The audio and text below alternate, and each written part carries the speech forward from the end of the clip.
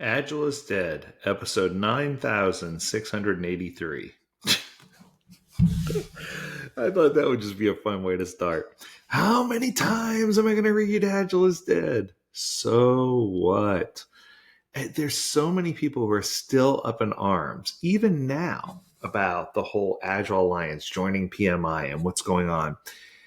There's so many people out there who despise Agile. They want to say, ooh, Agile, it's dead, it's gone. We don't want anything to do with it anymore. There's so many organizations who tried SAFe and other scaling techniques and felt like they were too rigid or too heavy, too much overhead.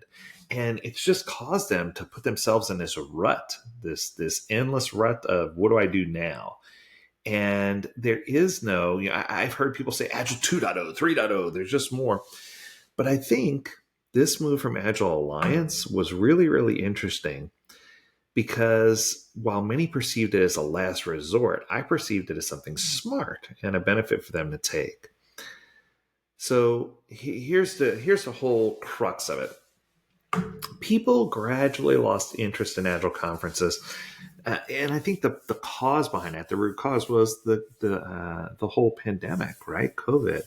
People didn't want to meet in person. People were trying to find new ways to do things. And that was the advent of online conferences where you'd have people from all over the world attend without having to get on a plane, and it was cheaper. And yeah, there's a lot of things that happen.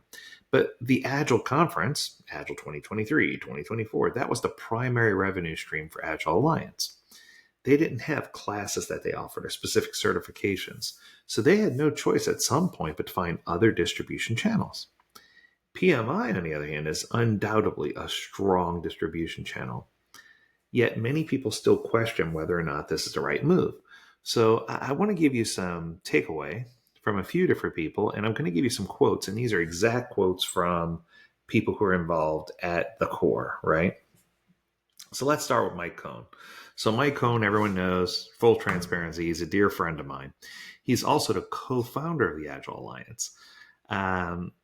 So he doesn't perceive this merger as evil per se, but he did go as far as to say it made him sad. Here's what he said.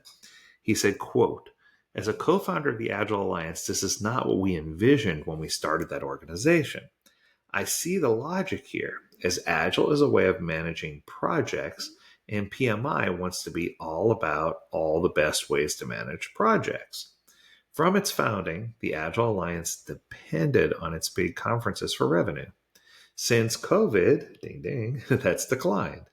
I actually like the PMI and don't see it as evil, but it still saddens me." And Mike is such a good guy. He's just a good person. And I can tell you, in no way did he mean ill will or harm to anyone involved in these transactions. I can tell you another dear friend of mine, Bob Hartman, Agile Bob. He said that this is exciting, and he sits as a board member on the new PMI Agile Alliance, and he is so excited and ecstatic. He says, this is going to bring nothing but positive change to the world of project management. There's so many things that are going to happen in the near future that's going to revolutionize the way that we build products and projects. And I tend to lean and agree with him. I think that no one here has ill will or bad feelings. I feel like this is being made or construed into something bigger than what it really is because people sit on absolute opposing sides of the spectrum. That's what it boils down to. At the end of the day, it's not about doing Agile right or applying PMI Agile or applying straight, Agile this way or that way, right? It should be about creating value and impact for our customers and our business, about being profitable. That's what we should care about. At the end of the day, are we building products and services to have a huge impact on customers that people are actually interested in buying? That's what it's all about. Step back and ask yourselves, has the Agile idea failed us? Or have we, in turn, misinterpreted or misapplied it? And this is a conversation I've been having a lot at Agile Leadership Summits. I found that a lot of organizations who are leaning away from Agile make it easy to blame Agile and claim it's dead because they don't want to see their own problems and solve their own problems. It's harder to look in the mirror and consider yourself a problem or consider something your organization's doing as a problem It's easier to just point the finger at Agile and say, well, it's Agile's fault. Agile's dead. And I think that when people start discussing this, you are distracting from what matters. And that's getting the work done, the stuff that provides impact, creates value. You need to get back in there and you need to get things done. I think for so long, Agile's just been this misunderstood sticky note buzzword. It's the magic wand to maximize delivery. I had one organization who will remain unnamed. They called me into the organization to do some coaching. And they were so excited to have me personally go in and do the coaching. And one of the first things they said was, we are so excited to have you here. We know that you're going to revolutionize the way we do things, and we're so happy about that. They said, we also want to warn you that XYZ company has a rich tradition of doing things a certain way. So we don't want to change what we're doing. We just want you to come in and agilify it. Can you make it a little more agile? Also, if you have some of that scrum dust handy, can you sprinkle some scrum dust on it and make it scrummy? Kind of like pixie dust. They really did say scrum dust. That scared the bejeebers out of me, right? I think that people need to get the reality of what's happening in the Agile world. And I have said these 4 principles. I've said these 4 things more times than I care to count. If I had a half a cent for every time I said this, I'd be a gajillionaire. Here we go. Number 1, Agile is not a one-size-fits-all process or framework, period. Just because you're doing the Agile doesn't mean you're going to get Agile results. You need to apply to things that make sense to your organization, and you need to make sure you're doing it in a way that's going to yield the greatest impact to your consumers, internally and externally. Agile is not about a tool. That's number 2. Mastering Jira or any other tool, DevOps, doesn't matter which one you're doing, it doesn't automatically make you Agile. You could be doing exactly as the tool says. I hear people all the time say, we're doing the Jira Agile, but it's just not working. I'm like, oh, I love Jira, but not this way, right? I think that people they invest so much in a tool that they want the tool to drive their process instead of letting the framework of what they do drive which tool they select, which is really interesting. Okay, here goes the hardest one for me to swallow. Here we go. Number 3, certifications do not guarantee your business will become Agile, period. I'm a certified Scrum trainer. I issue certifications, and I'm saying this. Having a certified Scrum Master, a certified Scrum product owner, that's great as long as they got the training from the right place. Outside of that, it's a vanity metric. It's something you can feel good about, but it really doesn't mean anything unless your organization has engaged with the right trainer. Now, this is the part where I can sound a little self-serving, but I've helped organizations actually achieve true business agility. And as part of that journey, I've certified thousands and thousands, over 10,000 Scrum Masters. Product owners, yeah, about 4,000 or 5,000 more.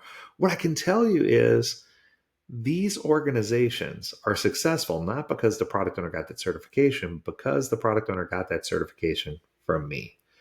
And I want to go on record and say, if you have a really good trainer, or a really strong company that can help your organization with the transition and can teach people how to hit the ground running instead of just what the great book of Agile says, you're going to be in a much better place. But I think too many organizations lean in on the great big book of Agile and not on anything else, right? And then number 4, and this is one that I've explained in multiple leadership summits, Agile does not work miracles.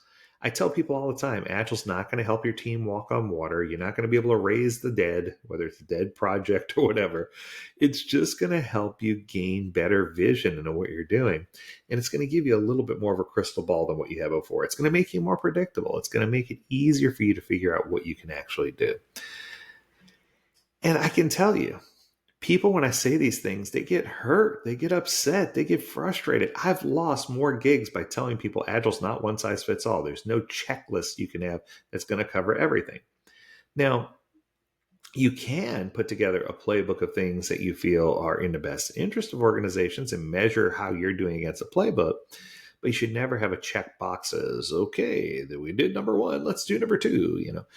I mean, even I have the Agile 12-step program, but notice I said it was a program. And the first thing I tell you about it's not one size fits all, and it's not all or nothing, right? I say that right out of the gate, and I think that's important.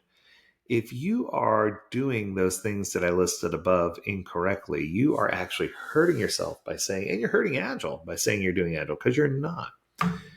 Here's what matters the most. I'm going to rattle off some things here. These are the things that, in my opinion, matter more than anything else you're doing. Learning of a process.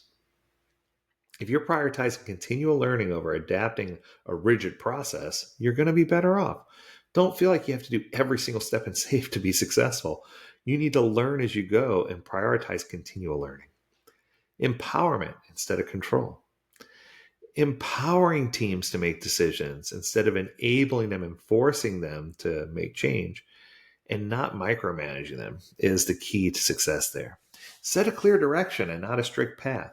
Let everyone know we're moving this way, but it doesn't have to be between these guardrails. Make sure that people have a clear vision, but the flexibility to move as they need to go in that direction. You need to learn to embrace discomfort. Anytime you're uncomfortable, it means you're growing, right? Face uncertainty and change with a heads up. Take risks gradually. Embrace the unknown instead of searching for all the answers up front. Don't try to use the I need to know everything before I get started approach. I remember someone very close to me said, one day I want to get married. I said, okay. I said, when do you want to get married? He says, well, when I'm completely out of debt, I finished my schooling, and I have at least this much money put away in sale. I'm like, so you're going to retire? So you're going to retire from this life single? Because you're never going to get all that way, right? You're never going to be exactly where you need to be.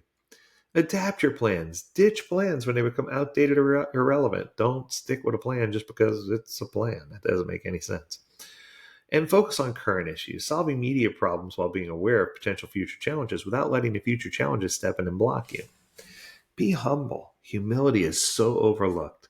You got to be humble enough to admit that you were part of the problem and that you can step back and perform a health check at any point in a working model. I recently put together a couple of Scrum Master and Product Owner lists that you can look at just to kind of do an assessment and see where you are. And you can perform that health check that they're talking about on a working model. You can reflect on areas where you're ignorant and don't know anything about it and figure it out. You can learn and adapt and adjust and pivot.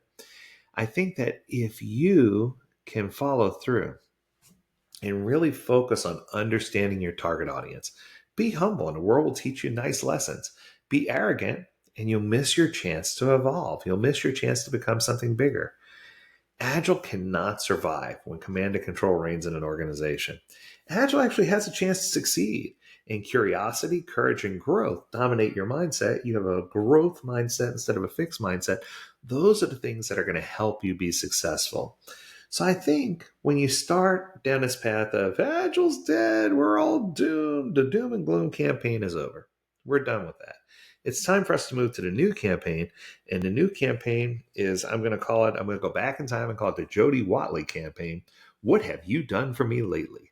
If we can figure out what Agile has done for us and what we can do to support Agile, it's going to make it work in our organizations. I can tell you that firsthand. That's going to do it. I hope you enjoyed this episode. If you have a topic you want us to discuss, learn more at AgileDad.com. I'd love to hear from you. And as always, I encourage you to stay healthy, stay well, and stay agile, my friends. Until next time, do take care.